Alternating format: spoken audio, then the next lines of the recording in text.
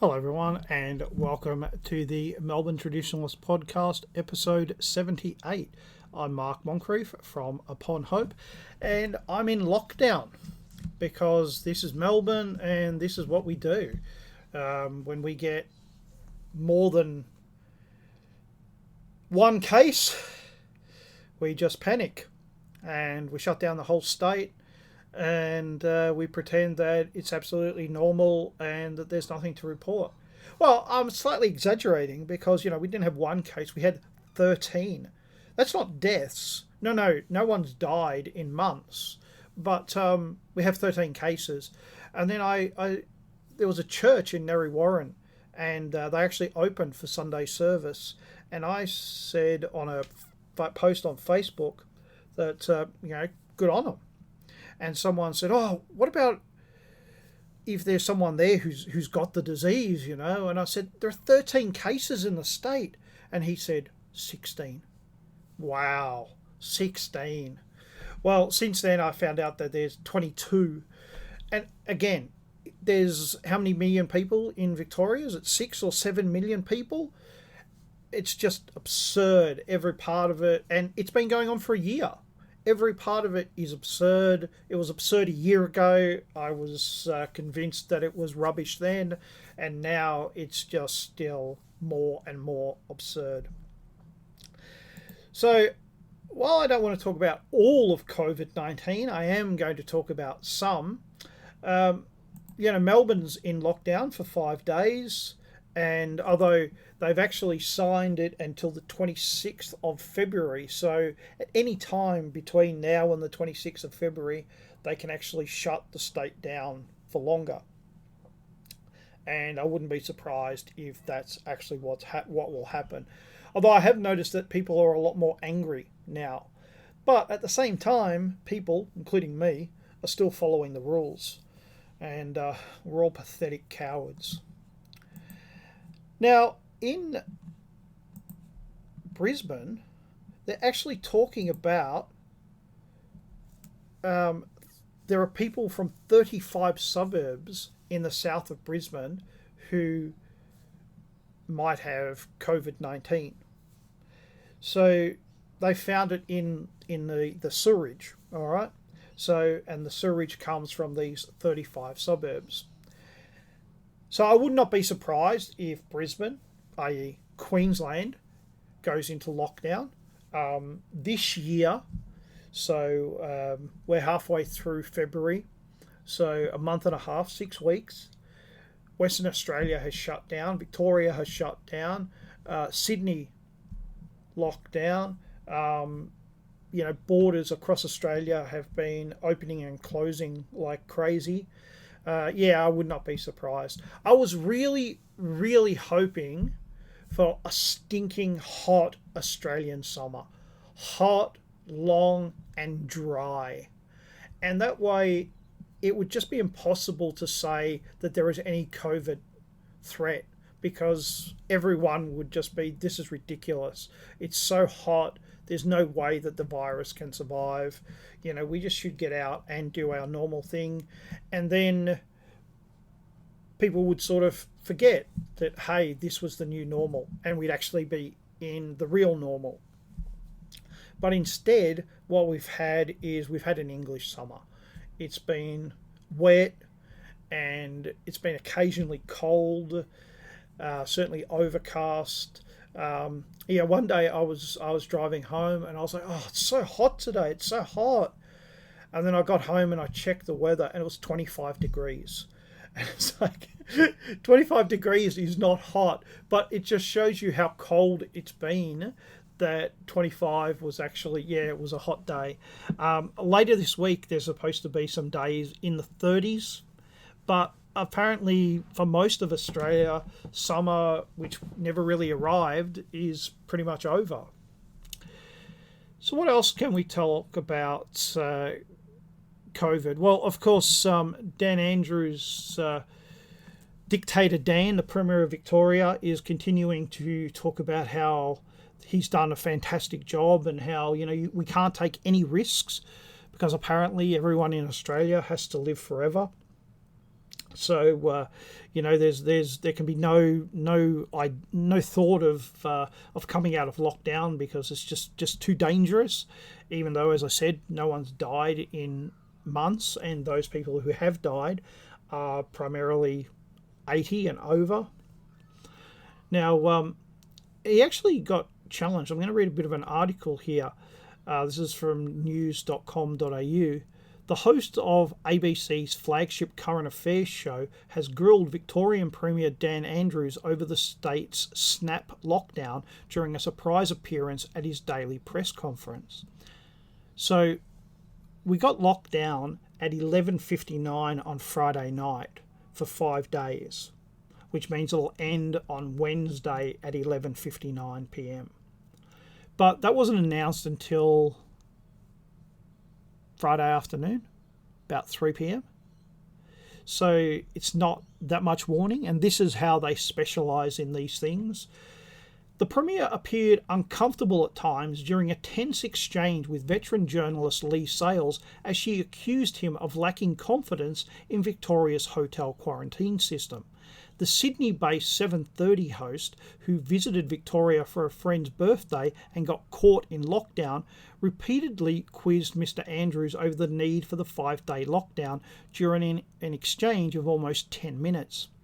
How is it the case the government still lacks such confidence in the hotel quarantine systems and contact tracing that you currently can't manage 2 or 3 cases a day, Sales asked? If you have confidence in the system, which your own bureaucrat said was working quite well, why do you need a lockdown? But the Premier was up for the fight and shot back that Sales was making claims that were not accurate. You just put to me that there is a lack of confidence, Mr Andrews said. I am more than confident in the team we have and in the Victorian community that they can get through this. So with the greatest of respect, you have put a number of things to me that are not accurate. Now, what's remarkable about this is the ABC is left-wing, all right? It's the government broadcaster, and it's supposed to broadcast a whole range of opinions, but it's been captured by the left wing longer than I've been alive. All right, people have been talking about it being captured by the left wing since the 60s, and they're right. Now, today I was reading another article about how they're going to introduce a more stringent diversity and inclusion policy at the ABC. So they're talking about making a program about the Gallipoli campaign in 1915, and they said that it has to have 50% women and diverse people, right? So practically every Australian who landed at Gallipoli in 1915 was a white man. And in fact, on Gallipoli, there were about 250,000 men at any one time, and there was one woman. Not even nurses were on Gallipoli. They were on the Greek islands. They weren't allowed to go onto the peninsula because it was just too dangerous. But it's still going to have all these female characters. All right. So that she has come out and is actually attacking, and she is attacking the Premier, is actually really big news. It's a really big thing that even the left is starting to say, hey, what the hell are you guys doing? And then it comes back to Dictator Dan, and he's a real slime ball. He reminds me very much of President Obama. You know, President Obama was always very calm. You know, he didn't raise his voice. You know, he could say the most evil things, but it always sounded calm and reasonable. And that's how Dictator Dan talks. You've just put it to me that there's a lack of confidence. I am more than confident in the team we have and in the Victorian community that they can get through this. So with the greatest of respect, you have put a number of things to me that are not accurate. And you notice how he doesn't actually answer the question, because that's kind of slime ball he is. He doesn't have confidence in the system that he is in charge of. He's constantly said, oh, I'm ultimately responsible, and yet he hasn't resigned. That's how these people are. They accept full responsibility, but actually take no responsibility. So this is a big story, and I have a feeling that this is going to get bigger and bigger. Now, what else can we talk about COVID-19? Well, on Sunday was Valentine's Day. So here's another article from news.com.au. It's one of the most romantic and profitable days on the calendar, but instead the Victorian hospitality scene is throwing away tens of millions of dollars worth of produce in a Valentine's Day lockdown catastrophe. Restaurant and Catering Industry Association Chief Executive Wes Lambert said those in his industry would have to throw away about $27 million worth of perishable product in the coming days, and that figure does not include pubs and clubs. And then there are florists who are expected to lose 6 months worth of profit. Kim Laurie of Honeybee and Blossom in Paran was told about the lockdown just hours before she had made all her purchases. She had been forced to drop prices and is now selling everything at cost price from her business door. It's not a normal Valentine's Day, but I'm just happy to make any money back rather than making a loss. It's a huge day normally, about 5 times more than what you would normally make. In fact, they announced we were going back into stage 4, I think was really short-sighted, especially for an industry relying so heavily on a big day like this. Seems cruel now. Yes, it does. And of course, every time we have one of these lockdowns, they affect people and they affect businesses and they affect employment, and it's cutting into the future. And we're massively in debt. We need our economy to pay for the debt we already have. And it seems that the Labor government is determined to destroy the economy. I say the Labor government, but at a federal level we have a Liberal Prime Minister, and I can't say that he has been that much better. He has been a little bit better, but not that much better.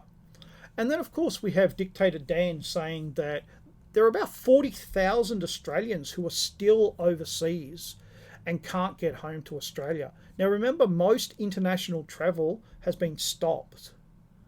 So there's only a limited amount of travel. 40,000 Australians still trapped overseas. Now I accept a lot of those people might be, from India or Lebanon or, places like that where, they've got an Australian passport. They might have even been born here, but, they're not really Australian.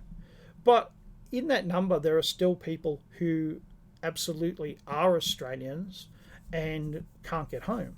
And Dan Andrews has said, we should curtail these flights. We should stop these people from coming in because they can bring in this new UK virus, this new variant of the disease.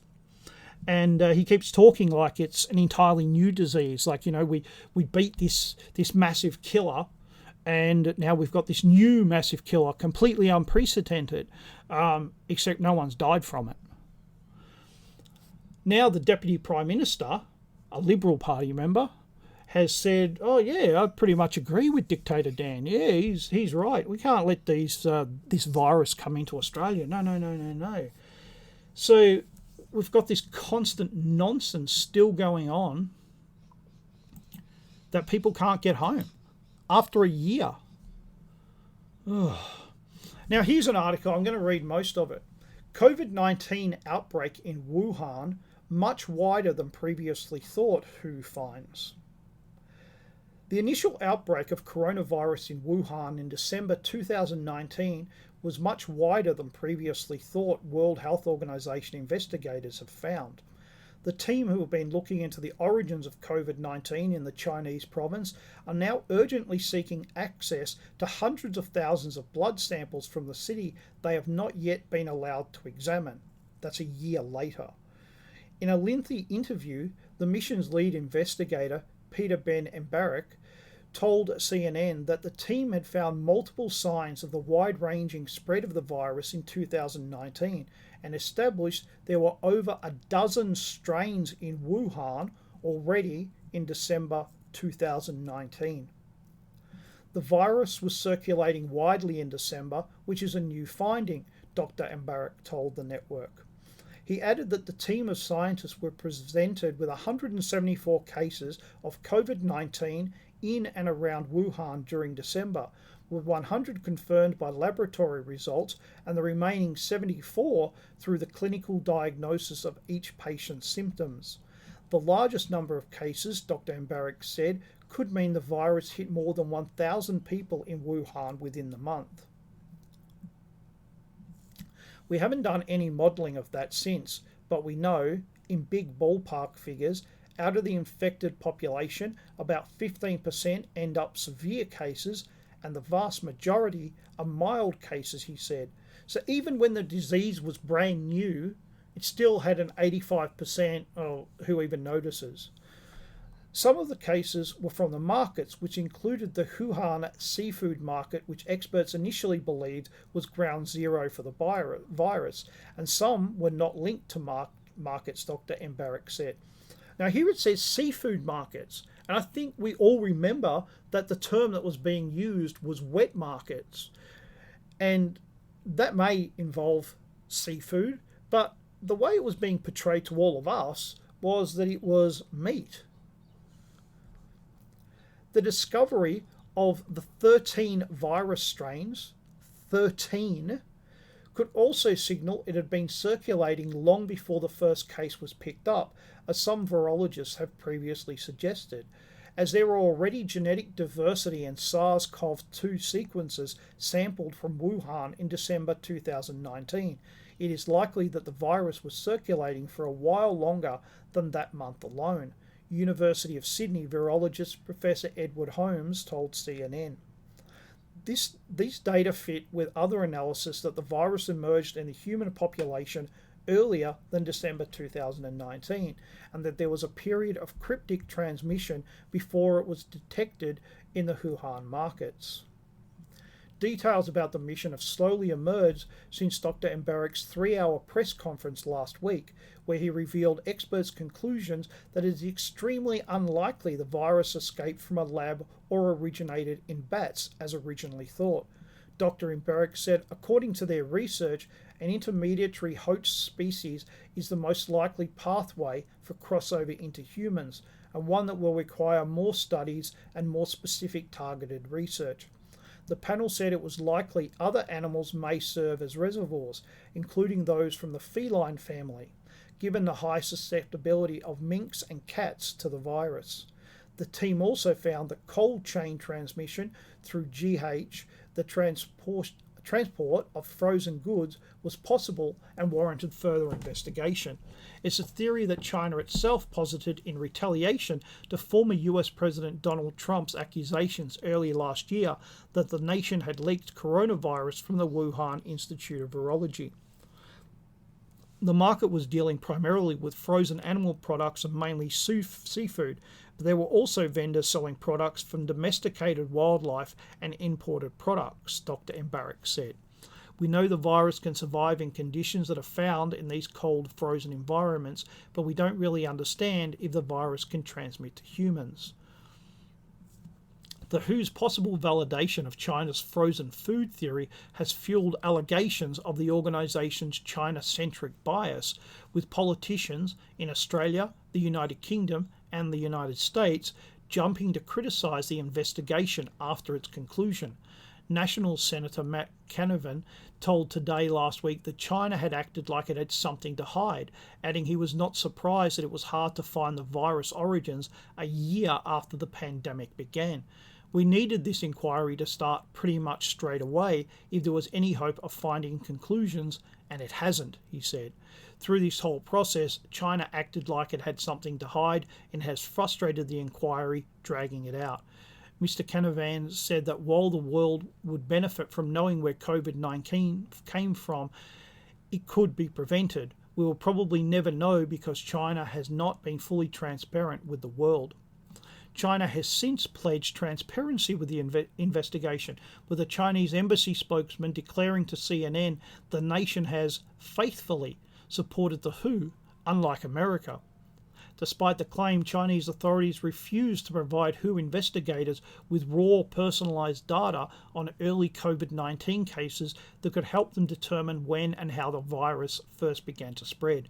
They showed us a couple of examples, but not the same as doing all of them, which is standard etymological investigation, Australian microbiologist and WHO team member Dominic Dwyer told the Wall Street Journal. So then, the interpretation of that data becomes more limited from our point of view, although the other side might see it as being quite good. Dr. Emberick said the team hopes to examine thousands of biological samples from Wuhan's blood donor bank that date back 2 years, saying it would be fantastic if they could work with them. A number of other samples that might have proven useful have been discarded after some months or weeks and were therefore not available to investigators. So here we are in February 2021. So we're 15 months, since this became public knowledge, and we still don't know where it came from. And the senator is correct. This should have been happening in January and February last year. That's when this should have been investigated. These people should have gone in, even if they had to wear, those full biological suits all the time. They should have gone to China, to Wuhan, and this should have been investigated then. And instead, we're only getting this now, and it's obvious that we're getting a lot of rubbish from it. So the ride continues. The ride, it seems, never ends. And in a moment, we'll go on to another subject. Well, this topic is only slightly related to COVID-19. Melbourne suburbs where property gains $1,000 a day.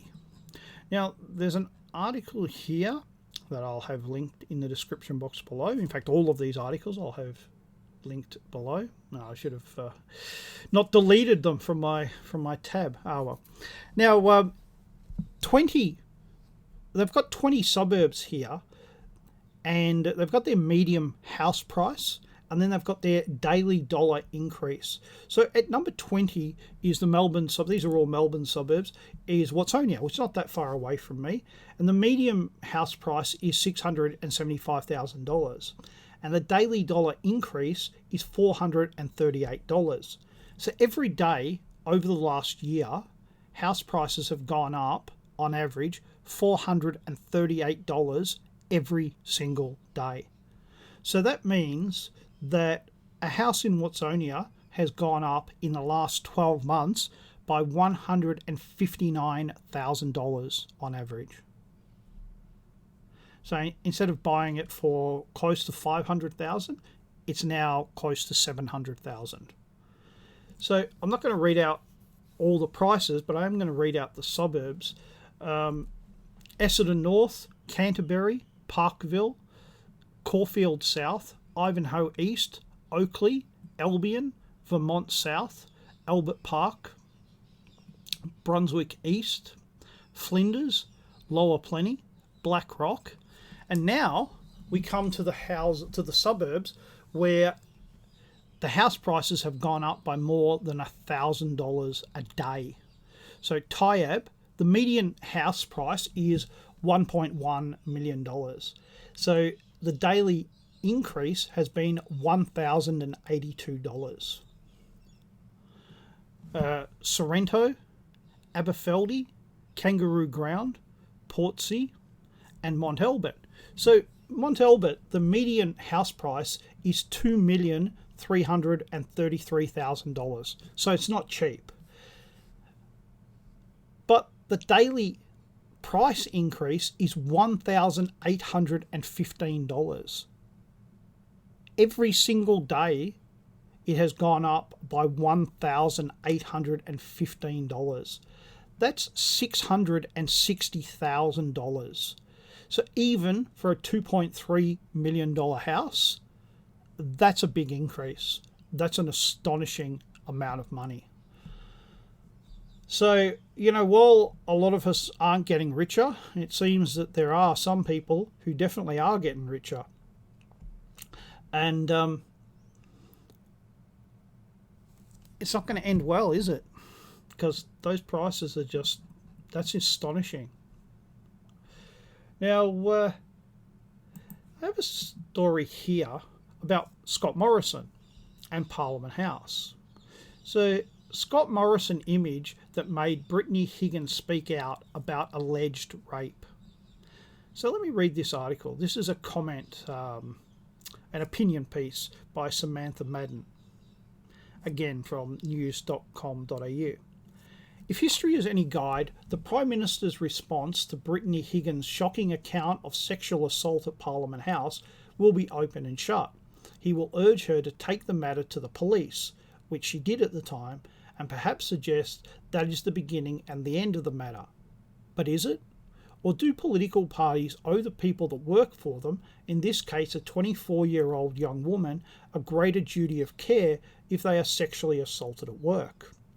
For Brittany Higgins, it was the side of the Prime Minister standing on a podium with the Australian of the Year, Grace Tame, a survivor of sexual abuse, that hardened her resolve to speak. I was sick to my stomach, she said. He's standing next to a woman who has campaigned for let her speak, and yet in my mind his government was complicit in silencing me. It was a betrayal. It was a lie. Nearly 2 years ago, it was Liberal elder Kathleen Greiner, the former wife of the former New South Wales Premier, Nick Greiner, who got to the real issue: leadership. If we want to bring transformative and conclusive change into the Liberal Party, which we clearly need to do, then it starts with the PM, she said. Saying to women, go to the police, is simply another way of shutting people up. It's not good enough. Miss Granger's comments followed revelations from two former Liberal staffers whose stories bear striking similarities to Miss Higgins' own story. Liberal staffer Chelsea Potter told the story of how a Liberal colleague had pinned her down and ripped off her underpants, while Dania Maney, a New South Wales state political staffer, said a Liberal Party colleague had come to her house, tried undoing her jeans, and began masturbating. At one point, he's put his hands around my neck and started choking me, Miss Maney said. The price for speaking out is significant. 2 years on, Miss Potter told news.com.au she's been dubbed a troublemaker and fallen off Christmas card lists. Miss Higgins fully expects the same fate awaits her, just as she'd heard colleagues bag the woman who spoke out in the past. Now they will whisper and background about her. These are issues that another former Liberal Party staffer, Rachel Miller, who had a consensual extramarital affair with Education Minister Alan Tudge when he was in another portfolio, also aired publicly on the ABC's Four Corners program. Miss Miller struggled to find a job in the aftermath. Meanwhile, Mr Tudge got promoted by the Prime Minister. These women, we all pay such a high price for speaking out, Potter says. I certainly wasn't going to make it a police matter. I didn't want my career to suffer. It suffered anyway. It's also just another way of making the problem go away, because politicians can say, that's a police matter, I can't comment, and without addressing the culture, because this is also a story about the work hard, party hard culture that infects some political offices, often staffed by young single people without children. Why? Because the grinding pace of their working lives is not compatible with having a life beyond the, quote, Canberra bubble. Drinking to excess is sometimes a big part of how stress is managed in these environments, and it can prove a toxic combination for workers' well-being and self-esteem. It's about the culture ultimately. It's such a bubble, says Miss Potter. In Parliament House, it's all about power, and unfortunately, power and sex feel like they are intertwined. I don't think that should be the case, but a lot of young men think that's the case. It's this place where young men are told they are so important, and they run around with their lanyards. They mix with very high-end people. I feel that breeds a culture of entitlement, and that extends to women in the workplace. It's also a story about the complete lack of workplace protections ministerial and political staffers have when something goes wrong, particularly with a minister. So where is the line? You see these people at work. You go out for a drink with them at public. You see these people all the time. If you speak out against a culture, you are very quickly removed from that group, and it can be very isolating. So why would you, Potter says. Of course, this is not a story that is black and white. The Defence Minister's staffer who handled the matter at the time insists she tried her best to help Brittany Higgins, seeking advice from 1800 Respect on whether to go to police herself and what support to offer. She is now working back in the Prime Minister's office and is regarded as one of the most experienced and caring female staffers in the Morrison government. Despite this, Brittany Higgins heard a different message. She believed if she returned to the Gold Coast, she wouldn't get a job after the election. She was terrified of being a problem for the party during the election. After the election, she moved to another office, and the story was, in her words, taboo. As Miss Higgins noted, there is no HR to complain to at Parliament House. So the question the PM needs to ask himself is, does he need to do more when a woman is harassed or even sexually assaulted in the offices they toil in for long hours simply to keep him in his job? Something more than someone sliding a crumpled employment counselling brochure across a round table for a service that you can't get an appointment with for weeks. And is it okay to call a formal employment meeting in the room that the woman was raped in? Because it doesn't really sound okay to me. It's disturbing, but sadly not entirely surprising, to learn that the men and women who literally write the laws that govern our workplaces are so completely shit at this. Well, there's quite a lot to handle in there. First of all is that the rules that apply to you and I in the workplace obviously don't apply in Parliament House, because if you're in a normal workplace and there's some kind of sexual harassment, there's always someone to complain to. But it seems in Parliament that there's not. Again, one rule for us and another rule for them. It might explain why public policy is so ridiculous that it's all being dealt with by young people, that married people, people with families, simply can't keep up with the pace that is expected in Parliament. So all of this work is done by people who are not married, who don't have children, and don't have life experience. But, no, and of course, in all of these stories that you see on news.com.au, where a woman is saying, oh, I've been treated the worst that anybody in the whole world has ever been treated, there are always glamorous photos of her, multiple photos. So there's, is it 4? 1, 2, 3, 4? Yeah, 4 photos of Miss Higgins and photos of Chelsea Potter and Diani Mani. So I'm not quite sure why. But of course, when a crime has taken place, that shouldn't be dealt with by HR or the Prime Minister. That should be dealt with by the police. That's a criminal matter. And going to the police is exactly what should happen. And here the Prime Minister, and it doesn't matter whether it's Scott Morrison, it would be the same rubbish whoever it was, is being told, no, you're wrong. You know, when a complaint is made, you basically have to destroy these men's career. That's really the subtext behind this article. Is it's not enough simply to say, go to the police. No, you have to crack down on these men, even though they're not convicted of anything. They're merely accused, and anyone can make an accusation. And the world would be better if people didn't lie about such things, but people do. That's the truth, and it's an ugly truth. It's an unfortunate truth. It's a truth that most of us would like not to be true, but there it is. And then we have the matter of Catherine Greiner, the former wife of the former New South Wales Premier. If we want to bring transformative and conclusive change into the Liberal Party, which we clearly need to do, then it starts with the Prime Minister.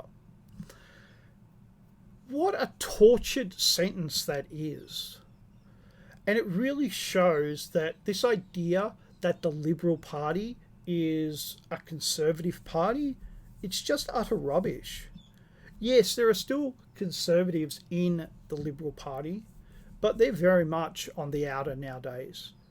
Right? They're being pushed aside. And the Liberal Party is what it's always been, a party of liberalism. And now it has, like all liberalism, it's moving on. It's moving on from this idea that the family is important, that justice is important, that truth is important. No, what's important now is that those things get in the way of liberalism, and they have to be done away with. So I have one final article that I'm going to read to you. It's a very short one. It's Victorian taxi company defends decision to only use English-speaking drivers. So it goes for a paragraph. A Victorian taxi company is digging in its heels over a controversial decision to only use Aussie drivers who speak English. Eureka Taxi launched at Balan this week. Balan's a small country town outside of Melbourne. The company has already courted controversy with a social media post announcing its arrival. You will be able to call a taxi and be picked up by an Australian driver, a post on Facebook read. All drivers are Australian drivers, fully insured, have current working with children checks. Co-owner Vivian Wilson told Neil Mitchell on 3AW, the company was simply listening to company feedback. She's of Maltese descent herself. We are in Australia, she told 3AW Morning. Yes, we are multicultural. However, you're here for the customers. Which I thought was a nice little out. But, here you are. You can ask for, women to apply. You can ask for Aboriginal and Torres Strait Islanders. You can say, hey, Mandarin speakers only. But when you say, hey, Australians who can speak English, apparently it's controversial. But apparently not illegal. So that's a big plus. Well, I am going to leave it there. Thank you everyone for listening. Next week I will be back on Tuesday. I hope to have David Hiscock back, and hopefully it'll be a good show. All right, everyone. Thanks for listening. Bye-bye.